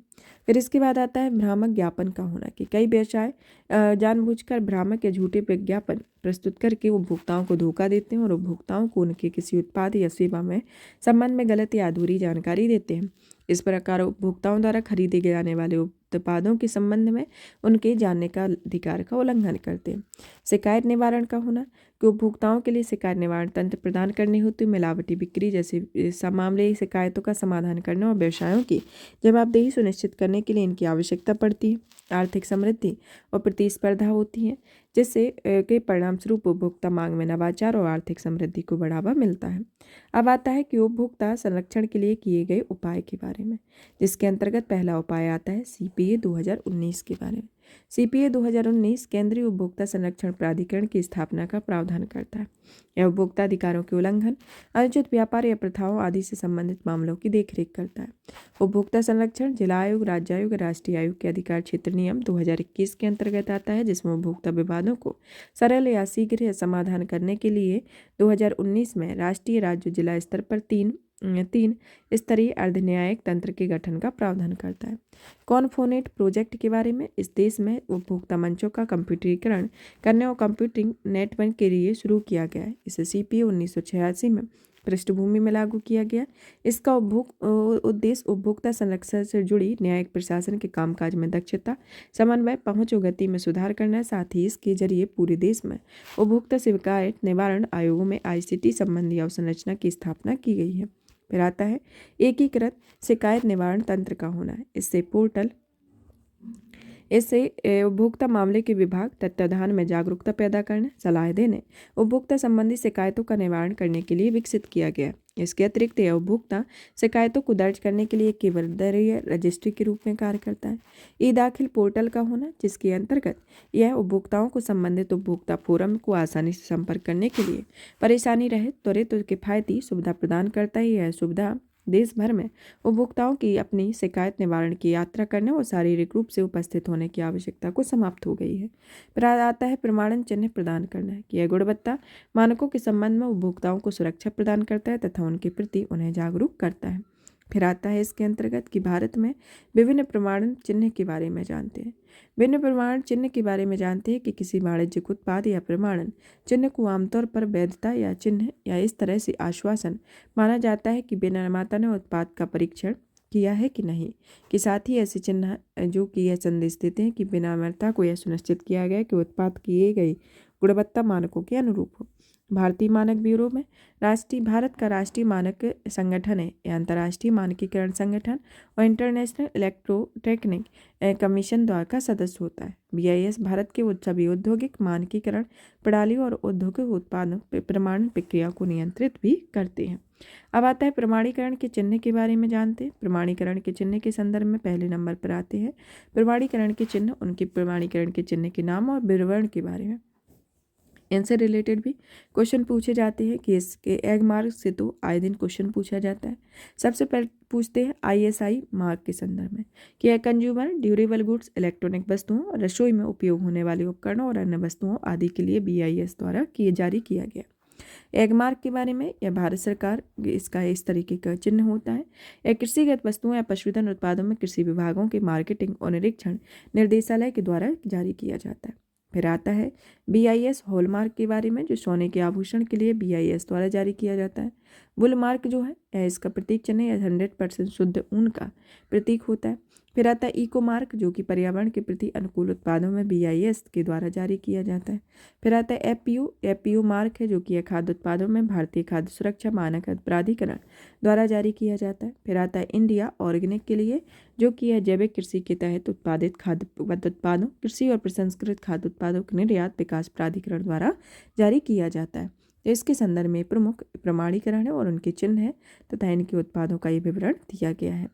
अब आता है इसकी चुनौतियों के बारे में कि भारत में उपभोक्ता संरक्षण से जुड़ी चुनौतियों के संदर्भ में जानते हैं कि इसके अंतर्गत पहली आती है लंबित मामलों की संख्या का होना, कि हाल ही में लंबित मामलों की संख्या घट रही है। फिर भी राज्यों या केंद्र शासित प्रदेशों द्वारा लंबित मामलों की कुल संख्या अभी भी बहुत अधिक है। इसके परिणाम स्वरूप शिकायत निवारण हेतु प्रतीक्षा अवधि बढ़ जाती है और विवाद समाधान में देरी होती है।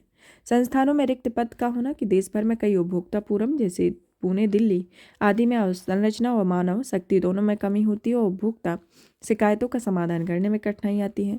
भूमिका और शक्तियों के संबंध में स्पष्टता का अभाव होना, जो जांच, पूछताछ या तलाशी, जब्ती जैसे कार्यों के संबंध में केंद्रीय उपभोक्ता संरक्षण प्राधिकरण में भूमिका की कमी बनी हुई है।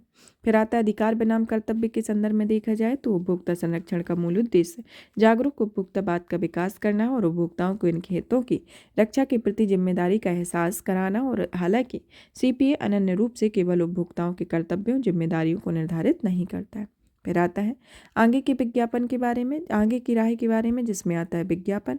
विज्ञापन के संदर्भ में देखा जाए तो यह विज्ञापनों में दी गई जानकारी को विनियमित करते हेतु विज्ञापन कोड और मानक विकसित करने के लिए सरकारों को विनियमितता, वितरकों और उपभोक्ता संगठनों के साथ सहयोग करना चाहिए।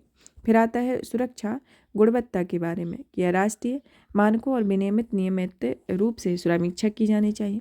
जागरूकता होना तथा भूमिकाएं अब जिम्मेदारियां का होना और कर्तव्य में सूचीबद्धता होना। जैसे उदाहरण के लिए अमेरिका की सरकार ने उपभोक्ता के अधिकारों और कर्तव्यों दोनों को मान्यता प्रदान की है और इसे आधिकारिक वेबसाइट पर भी प्रकाशित किया हुआ है। अब आता है हमारा नेक्स्ट टॉपिक अनुसूचित जनजाति और अन्य परंपरागत वन निवासी 2006 अधिनियम के बारे में। इस अधिनियम के अंतर्गत देखते हैं कि हाल ही में एक रिपोर्ट के अनुसार राज्यों ने वन अधिकार अधिनियम के तहत वन भूमि में संबंधी में 40% दावों को खारिज किया दिया है। फिर आता है कि वन अधिकार अधिनियम 2006 के बारे में जानते हैं। वन अधिकार अधिनियम 2006 जो है वह वन अधिकार अधिनियम लागू होने के पहले कानूनों में वनों के साथ अनुसूचित जनजातियों के पारंपरिक संबंधों और वनों में उनकी निर्भरता को कानूनी मान्यता नहीं दी गई है। एफआरए की धारा 3A के क्लॉज ए में वन में निवास करने वाले जनजातीय समुदायों और अन्य परंपरागत वनवासियों को निवास करने के लिए, जीविकों के लिए स्वयं खेती करने हेतु वन भूमि आधारित करने या रहने का अधिकार देती है। एफआरए के अधिनियम में धारा 3 के तहत अधिकारों के बारे में, जिसमें पहला आता है व्यक्तिगत वन अधिकार, जिसके अंतर्गत व्यक्तिगत या साझा रूप से वन भूमि पर निवास करने या जीविका हेतु स्वयं खेती करने का अधिकार प्रदान किया गया है। सामुदायिक वन अधिकार के बारे में कि वन निवासी समुदायों के सभी संस्थागत प्रथागत और परंपरागत भूमि उपयोग अधिकारों को पुनर्बहाल करने की प्रावधान करता है और इसमें अनुसार इस अधिकार का प्रयोग गांव की परंपरागत या प्रथागत सीमाओं के भीतर किया जाना चाहिए, भले ही वनों का स्वामित्व, वर्गीकरण और आकार जैसा भी हो। सामुदायिक वन प्रबंधन अधिकार के बारे में कि इसके तहत गांव की सीमा के भीतर या बाहर पारंपरिक रूप से संग्रह किए गए लघु वनोपज के स्वामित्व, संग्रह करने की पहुंच, उनके उपयोग और निपटान का अधिकार प्रदान किया जाता है, तो इसके अंतर्गत आता है। फिर आता है कि नोडल एजेंसी के रूप में कि इस अधिनियम के अंतर्गत कार्यान्वयन की जिम्मेदारी राज्यों या केंद्र शासित प्रदेशों के प्रावधानों की होती है। ग्राम सभा की भूमिका कि इसमें ग्राम सभा के व्यक्तिगत तथा सामुदायिक वन अधिकारों दोनों की प्रगति और सीमा निर्धारित करने की प्रक्रिया शुरू करने का अधिकार है।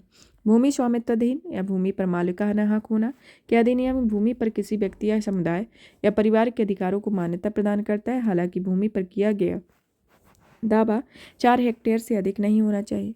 एफआरए के तहत प्रदान किया गया भूमि पर मालिकाना हक का एक कानूनी अधिकार होना और इस अधिनियम के तहत भूमि अधिकार वंशानुगत की धारा 4 के क्लॉज 4 में है, हालांकि इन अधिकारों को ना तो हस्तांतरित किया जा सकता है, ना कि स्वामित्व में परिवर्तन किया जा सकता है।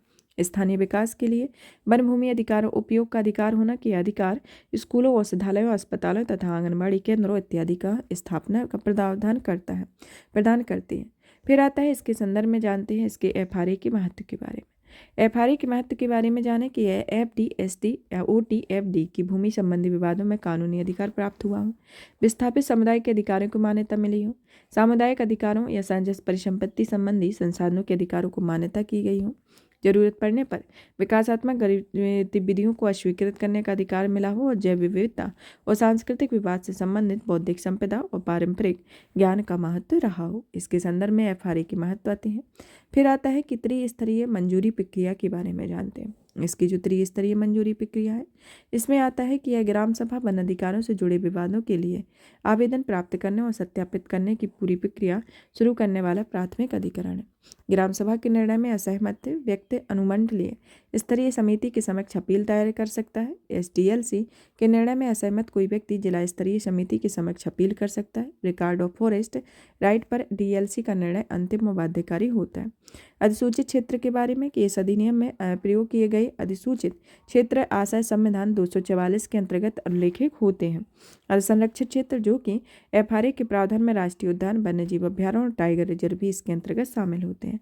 अब आता है एफआरए से संबंधित चिंताओं के बारे में, जैसे भूमि दावों से जुड़ी चिंताएं। इसके अंतर्गत देखते हैं कि साक्ष्य हेतु दस्तावेज होना कि व्यक्तिगत वन अधिकार संबंधी कई दावे इसलिए खारिज कर दिए गए हैं क्योंकि आवेदनों ने भूमि के उपयोग से संबंधित पर्याप्त दस्तावेजी साक्ष्य प्रस्तुत नहीं किए थे। एफआरए की धारा 2C के अनुसार वन में निवास करने वाले जनजातीय समुदायों के रूप में अर्हता प्राप्त करने के लिए, जिसमें अनुसूचित जनजाति को उस क्षेत्र के लिए होना चाहिए जहां उनके अधिकार का दावा किया जाता है। 13/12/2005 के पहले मुख्य रूप से वन या वन भूमि निवास करता हूँ, वह अपने अधिकांश आजीविका आवश्यकताओं के लिए वन या वन भूमि पर निर्भर हो। फिर आता है कि दावा किए गए रकबे और आवंटित रकबे में सीबी मेल के लिए कि विश्व बैंक की एक रिपोर्ट के अनुसार नर्मदा जिले में लगभग 70% आवेदकों को बताया गया है और उन्हें उनके IFR दावे की तुलना में कम रकबे आवंटित किए गए हैं। जागरूकता की कमी होना कि FDST और OTFD दावों के सत्यापन को आरंभिक चरण है, हालांकि उनके पास दावों के निपटान के तरीके के बारे में जागरूकता की कमी आती है। सितंबर 2021 और मई 2030 के बीच जम्मू कश्मीर में एफआरए के कार्यान्वयन में विश्लेषण का पता चलता है, जिसमें 92.57% से अधिक खारिज किए गए दावे और ग्राम स्तर के पर अस्वीकृत किए गए हैं। इसके अलावा स्थानीय लोग निरक्षर होते हैं और दुर्गम क्षेत्रों में रहते हैं। इसके कारण FDST और OTFD संबंधी दायर करने की उचित प्रक्रिया में जानकारी नहीं होती है। अब आता है अधिनियम से संबंधित अन्य चिंताएं, जिसमें आता है कि वन भूमि अतिक्रमण के बारे में। 13 दिसंबर 2005 को मान्यता की कट ऑफ तिथि के बाद किए गए अतिक्रमण को नियमित करने और पात्र व्यक्तियों को मंजूरी प्रदान करने के लिए ग्राम सभा का दुरुपयोग किया जा सकता है। फिर आता है कि इसमें जब आवेदन प्रक्रिया जो है वह खारिज हो जाती है तो अपील दायर करता है और इस तरह मामला वर्षों तक चलता रहता है और वन भूमि पर अतिक्रमण वर्षों तक बना रहता है। एफआरए प्रावधानों के उल्लंघन होना कि इसके अंतर्गत पहले संयुक्त वन प्रबंधन समितियों को या पंचायत संस्थानों के नाम पर अव्यवस्थित तरीके से भूमि पर मालिकाना हक जारी किया गया है। जैसे उदाहरण के लिए महाराष्ट्र के गोंदिया जिले के देविका तालुका में 10 गाँवों में CFR संबंधी मालिकाना हक दिया गया था। हालांकि बाद में पता चला कि जिला स्तरीय समिति ने ग्राम सभा के बजाय पंचायत में मालिकाना हक दिया हुआ था। समन्वय की कमी का होना, वनों या वन्यजीवों को नुकसान होना, जिससे जुड़ी चिंताएं जताई गई कि एफआरए अधिनियम द्वारा भूमि अधिकारों को स्वीकार करने और लघु वनोपज के उपयोग को अनुमति देने के कारण वनों की जैव विविधता में कमी हुई है। फिर आता है इसके अंतर्गत देखते हैं डोंगरिया कोंद आदिवासियों ने जो 2013 में एफआरए का उपयोग करके उड़ीसा के नियमागिरी वनों में उत्पन्नी पवित्र भूमि की रक्षा की हुई थी और वेदांता की बॉक्साइट खनन प्रक्रियाओं को अस्वीकृत कर दिया हुआ था। इसके पहले उड़ीसा माइनिंग बनाम भारत संघवाद में सुप्रीम कोर्ट ने निर्णय दिया हुआ था कि किसी क्षेत्र की ग्राम सभा को अपने क्षेत्र से संबंधित परियोजनाओं के बारे में निर्णय लेने का अधिकार होगा। फिर आता है आगे की राय में देखता है कि राज्यों में निर्देश जारी करना, राज्यों को निर्देश जारी करना है, जिससे केंद्र सरकार को राज्यों को निर्देश देती है कि यह केंद्र सरकार इस शक्ति का प्रयोग कर राज्यों को यह निर्देश जारी कर सकती है इसके संदर्भ में कि यह अधिक संख्या में दावे क्यों खारिज हो रहे हैं। अन्य राज्यों के उदाहरणों से सीखना कि एक ऐसा उदाहरण उड़ीसा राज्य सरकार की मुंह जंगल जामी योजना है, जो कि लाभार्थियों को भूमि स्वामित्व दिलाने और वन संसाधनों तक पहुंच सुनिश्चित करने की बनाई गई है।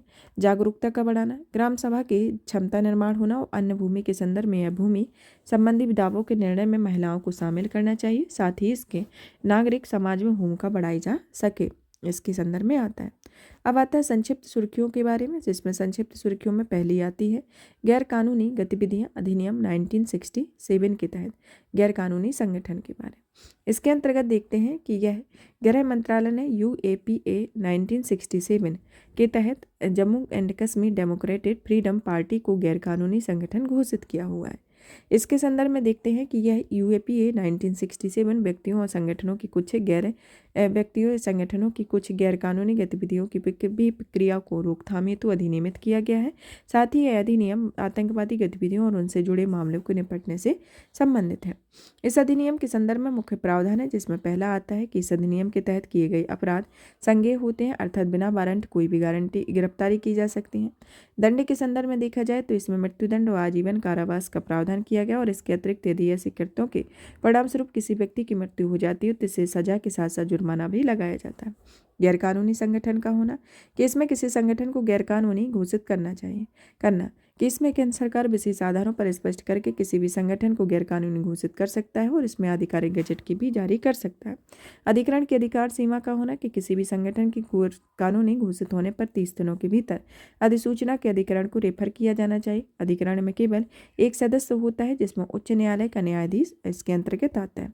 केंद्र को प्रदत्त अन्य शक्तियों के बारे में कि यह किसी गैर कानूनी संगठन और उसके धन के उपयोग पर रोक लगाता है। किसी गैरकानूनी संगम के उद्देश्य के लिए उपयोग किए जाने वाले स्थानों को भी अधिसूचित करता है। आपराधिक कृत्य, आतंकवाद कृत्य के बारे में कि इसकी परिभाषा, इसमें भारत की एकता, अखंडता, सुरक्षा, संप्रभुता के खतरों को खतरे में डालना अथवा भारत में किसी या विदेश के आतंकवादी हमले करने के इरादे से किया गया कोई भी कृत्य शामिल होता है। आतंकवाद से प्राप्त आय को जब्त करना कि ऐसी जांच अधिकारी द्वारा नामित अधिकारियों की पूर्व अनुमति से किया जाना चाहिए। तो इसके संदर्भ में ये प्रमुख प्रावधान है। एक कौन सा अधिकार रहा? गैरकानूनी गतिविधियों के अधिनियम के 1967 के तहत गैरकानूनी संगठन के बारे में। अब आता है नेक्स्ट, प्रथम सूचना रिपोर्ट का ऑनलाइन पंजीकरण के बारे में, जिसके अंतर्गत आता है कि विधि आयोग की 282वीं रिपोर्ट में कानून और न्याय मंत्रालय ने को सौंप दी गई है। इस रिपोर्ट का शीर्षक है कि ऑनलाइन माध्यम से प्राथमिकी दर्ज करने के लिए दंड प्रक्रिया संहिता की 1973 की 154 धारा में संशोधन करना है। इसके संदर्भ में है। फिर आता है कि दंड प्रक्रिया संहिता की धारा 154 1973 की धारा 154 में किसी संज्ञेय अपराध के घटित होने पर प्राथमिकी दर्ज करने की प्रक्रिया का उल्लेख किया गया। फिर आता है कि इस रिपोर्ट में प्रमुख सिफारिश दी गई हैं, जिसके अंतर्गत पहला आता है कि EFIR को चरणबद्ध तरीके से लागू किया जाना चाहिए और ऐसे सभी संज्ञेय अपराधों के मामले में EFIR दर्ज करने की अनुमति दी जानी चाहिए और जिसमें आरोपी के बारे में पता नहीं है, आरोपी के बारे में पता है तो उसमें 3 साल तक की सजा हो सकती है। राज्यों के पास अपराधों की सूची का विस्तार करने की शक्ति होना चाहिए।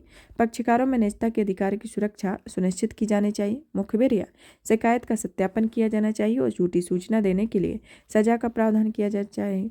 सभी गैर संज्ञेय अपराधों के मामले में ई शिकायत दर्ज की अनुमति होनी चाहिए। शिकायत का अर्थ होता है कि इस संहिता के तहत कार्रवाई करने के लिए मजिस्ट्रेट के समक्ष मौखिक या लिखित रूप से वर्णित कोई आरोप भी होता है। क्षमता निर्माण पर ध्यान देने की जरूरत होनी चाहिए। EFIR के महत्व के बारे में जाने कि यह नागरिक पर किसी अपराध की प्राथमिकी आसानी से कुशलता से दर्ज करा सकता है। शिकायतकर्ता अपनी शिकायतों पर हो रही कार्रवाई को समय समय पर ऑनलाइन देख सकता है। इससे पुलिस स्टेशन में लोगों के आने की आशंका का कम होने की में मदद मिलती है। अब आता है नेक्स्ट टॉपिक, जिसमें है कि आधार विश्व की सबसे भरोसेमंद डिजिटल ID है, केंद्र सरकार के द्वारा कहा गया। अब आता है कि एक निवेशक सेवा एजेंसी दावों का खंडन करते हुए केंद्र सरकार को दावा करता है कि आधार एक फुल प्रूफ डिजिटल ID है। यहाँ फुल प्रूफ से आशय होता है कि इस डिजिटल ID की धोखाधड़ी नहीं की जा रही है। गौरतलब है कि इसे आधार 12 अंकों की एक व्यक्तिगत पहचान संख्या होती है और यह भारतीय विशिष्ट पहचान प्राधिकरण जारी करता है। इसके तहत एकत्रित डेटा UIDAI ने सेंट्रल आइडेंटिटी डेटा रिपोजिटरी में सुरक्षित रखता है। आधार के मुख्य विशेषताओं के बारे में जानते हैं, जिसमें पहली विशेषता आती है इसके अंतर्गत कि इसमें बायोमेट्रिक का दोहराव नहीं होना। इस कारण एक ही जानकारी पर कई आधार कार्ड जारी नहीं हो सकते। यादृच्छिक संख्या का होना कि इसके तहत जारी किए जाने वाली संख्या यादृच्छिक होती है, साथ ही यह जाति, धर्म, आय से किसी भी विवरण से रहित होती है। अवसंरचना का होना यह खुली और विस्तार योग्य प्रणाली पर आधारित होती है और वर्तमान प्रमाणीकरण प्रणाली में एक दिन में 100 मिलियन प्रमाणीकरण को निष्पादित करने में सक्षम है। फिर आता है आधार की सुरक्षा सुनिश्चित करने के लिए उठाए गए कदम में DAI ने आधार को सुरक्षित बनाने के लिए आधार आधारित फिंगरप्रिंट प्रमाणीकरण के लिए 2 स्तरीय सुरक्षा तंत्र की शुरुआत की हुई है। संसद ने मजबूत प्रावधानों के माध्यम से आधार प्रणाली को शासित करने वाले कानून को निजता संबंधी सख्त सुरक्षा उपाय किए हैं, जिसमें आधार अधिनियम 2016 की धारा 32 के क्लॉज 3 में UIDAI को किसी भी प्रमाणीकरण के उद्देश्य के संबंध में किसी भी जानकारी को नियंत्रित, एकत्र और सुरक्षित करने से रोकती है। फिर आता है आधार प्रमाणीकरण प्रणाली में अंतर्राष्ट्रीय सुरक्षा और निजता संबंधी मानकों द्वारा प्रमाणित होती है। साथ ही सूचना सुरक्षा प्रबंधन प्रणाली में ISO 27701 2013 और निजता सूचना प्रणाली ISO 27701 2019 के प्रमाण भी प्राप्त है। तो इसके अंतर्गत ये आधार प्रणाली के अंतर्गत आता है, जिसमें आधार के प्रमुख उपयोग दिए गए हैं, जिसमें आता है कि DBT के लिए आधार का उपयोग होना, आधार सक्षम भुगतान प्रणाली में, जन धन आधार मोबाइल ट्रिनिटी में, एक राष्ट्र एक राशन कार्ड योजना में, PM किसान सम्मान निधि में, कोविन पोर्टल के लिए चेहरा प्रमाणीकरण में आधार की आवश्यकता उपयोग होते हैं। तो इसके संदर्भ में ये प्रमुख आधार के उपयोग बताए गए। अब आता है हमारे नेक्स्ट सुर्खियाँ केबल टेलीविजन नेटवर्क विनिमय अधिनियम 1995 के बारे में। सूचना एवं प्रसारण मंत्रालय ने केबल टेलीविजन नेटवर्क नियम 1994 में संशोधनों को अधिसूचित किया। ये संशोधन केबल टेलीविजन नेटवर्क अधिनियम 1995 के उन प्रावधानों के कार्यान्वयन के लिए कार्यात्मक तंत्र प्रदान करते हैं, जिसमें कुछ कृत्यों और गैर आपराधिक घोषित किया गया। संशोधनों के उद्देश्यों के बारे में देखा जाए तो जिसमें पहला आता है कि यह वर्ष 1995 में केवल टेलीविजन नेटवर्क अधिनियम को और अधिक व्यवसाय अनुकूल बनाना, निवेशकों को विश्वास बढ़ाना, ईज ऑफ डूइंग बिजनेस में वृद्धि करना। इस अधिनियम की धाराओं को फिर से समीक्षा की गई है कि समीक्षा के बाद जन विश्वास प्रावधान अधिनियम 2023 द्वारा कुछ प्रावधानों में वर्णित कृत्यों के लिए कठोर दंड को बदलकर जुर्माना आदि कर दिया गया। कारावास से संबंधित प्रावधान की जगह अब मौद्रिक दंड या परामर्श या चेतावनी के रूप में कुछ अन्य गैर मौद्रिक सजा का प्रावधान किया गया। अब आता है सरना संहिता के बारे में। सरना संहिता आखिरकार इसे झारखंड राज्य की सरकार ने आदिवासियों के लिए सरना धार्मिक संहिता को मान्यता देने पर विचार कर रही है। सरना के अनुयायी प्रकृति पूजक होते हैं और वे स्वयं को हिंदू नहीं मानते। ये दशकों से अपनी एक अलग धार्मिक पहचान मान्यता के लिए संघर्ष कर रहे हैं तथा अब तक हुए जनगणना सर्वेक्षण में उन्हें धर्म के कॉलम में अन्य के रूप में वर्गीकृत किया जाता रहा। सरना पंथ के अनुयायी मूर्ति पूजा नहीं करते और बिना ही वर्ण व्यवस्था का पालन करते हैं, ना ही स्वर्ग नरक की अवधारणा पर विश्वास करते हैं। सरना आस्था के पवित्र प्रतीक जिसमें जल जंगल जमीन है और इनके अनुयायी वृक्षों और पहाड़ियों की पूजा करते हैं। इसके संदर्भ में ही सरना समुदाय के बारे में यहाँ पर इससे रिलेटेड टॉपिक फिनिश होता है, मतलब पॉलिटी के संदर्भ में टॉपिक फिनिश होता है। और अब नेक्स्ट क्लास में इंटरनेशनल रिलेशन मतलब कि नेक्स्ट टॉपिक को पढ़ेंगे। और भी इसी तरीके की वीडियो को देखने के लिए वीडियो को लाइक करें, चैनल को सब्सक्राइब करें, ज़्यादा से ज़्यादा शेयर करें। धन्यवाद।